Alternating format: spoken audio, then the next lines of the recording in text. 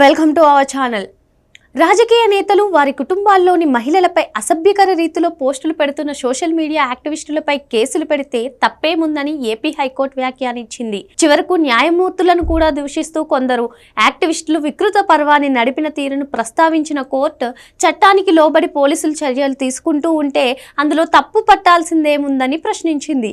ఈ మేరకు సోషల్ మీడియాలో పోస్టులు పెట్టిన కారణాన్ని చూపి పోలీసులు పదుల సంఖ్యలో యాక్టివిస్టులను అదుపులోకి తీసుకుని హింసిస్తున్నారని, ఈ తరహా నిర్బంధాన్ని నిలిపివేయాలని కోరుతూ దాఖలైన ప్రజా ప్రయోజన వ్యాజ్యాన్ని విచారించిన సందర్భంగా కోర్టు ఈ వ్యాఖ్యలు చేసింది. అంతేకాకుండా ఈ పిల్లో పిటిషనర్ కోరిన మేరకు అరెస్టులను నిలుపుదల చేసే దిశగా ఎలాంటి ఆదేశాలు ఇవ్వలేమని కూడా కోర్టు తేల్చి చెప్పింది. అంతటితో ఆగని కోర్టు ఈ వ్యవహారంలో ప్రజా ప్రయోజనం ఏముందని కూడా పిటిషన్ను నిలదీసింది. ఇలాంటి వ్యవహారాలపై పిల్ వేయడమే తప్పన్న రీతిలో కోర్టు తీవ్ర స్థాయిలో ఆగ్రహం వ్యక్తం చేసింది. వైసీపీ పాలనలో నాటి సీఎం వైఎస్ జగన్మోహన్ రెడ్డి నుంచి ఆర్టీఐ కమిషనర్ పోస్టును దక్కించుకున్న సీనియర్ జర్నలిస్ట్ విజయబాబు హైకోర్టులో ప్రజా ప్రయోజన వ్యాజ్యాన్ని దాఖలు చేశారు. సోషల్ మీడియాలో పోస్టులు పెడుతున్నారనే ఒకే ఒక్క కారణంతో ఎగబిగిన పదుల సంఖ్యలో వ్యక్తులను అదుపులోకి తీసుకొని వారిపై పోలీసులు తమ జులుం ప్రదర్శిస్తున్నారని, తక్షణమే ఈ దమన నీతికి అడ్డుకట్ట వేసేలా స్పష్టమైన ఆదేశాలు జారీ చేయాలని విజయబాబు తన పిల్లో కోర్టును కోరారు. ఈ పిటిషన్పై హైకోర్టు ప్రధాన న్యాయమూర్తి నేతృత్వంలోని ధర్మాసనం విచారణ చేపట్టింది.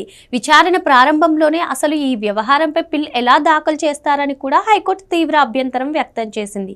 ఓవైపు కీలక స్థానాల్లో ఉన్న నేతలు, వారి కుటుంబ సభ్యులు, చివరకు సదరు నేతల కుటుంబాల్లోని మహిళలను కూడా కించపరుస్తూ పోస్టులు పెడుతున్న సోషల్ మీడియా యాక్టివిస్టులను ఎవరు నిలువరిస్తారని కోర్టు ప్రశ్నించింది.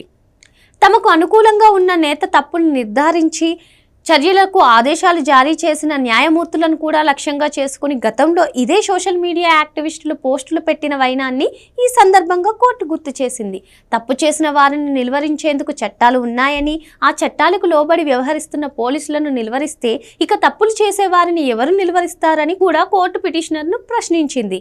భావ ప్రకటన స్వేచ్ఛ అంటూ నోటికి ఏది వస్తే దానిని అలాగే విడుదల చేస్తామంటే మరి అవతలి వారి హక్కులను కాపాడేది ఎవరు అని కోర్టు పిటిషనర్ను దాదాపుగా నిలదీసినంత పని చేసింది. ఈ వ్యవహారంలో పోలీసులను కట్టడి చేసే దిశగా ఎలాంటి ఉత్తర్వులు ఇవ్వడం కుదరదని కోర్టు తేల్చి చెప్పింది. అంతేకాకుండా ఈ పిటిషనర్పై తాము స్పష్టమైన ఆదేశాలు అయితే జారీ చేస్తామని కూడా కోర్టు తెలిపింది. ఒకవేళ అరెస్ట్ అయిన వారికి అన్యాయం జరిగిందని భావిస్తే ఆయా వ్యక్తులు ప్రత్యేకంగా కోర్టులను ఆశ్రయించవచ్చని కూడా హైకోర్టు అభిప్రాయపడింది. మొత్తంగా స్వామి భక్తి ప్రదర్శించుకుందామని హైకోర్టు మెట్లెక్కిన విజయబాబు కోర్టుతో మొట్టికాయలు వేయించుకోక తప్పలేదు.